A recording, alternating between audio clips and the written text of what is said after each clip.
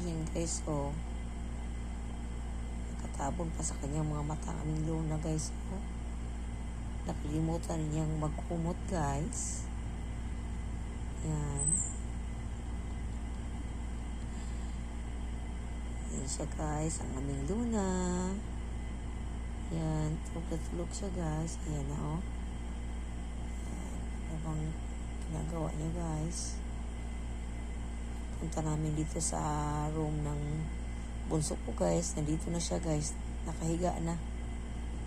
Naguna-una pa siya, pasok sa room ng bata.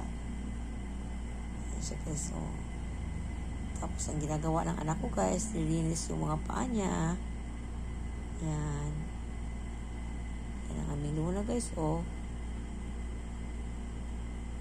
Yan. Para ni siyang baby. Minsan dumidili sa kanyang kanyang kumot, itong katabi niya, kumot niya. Ayan, oh.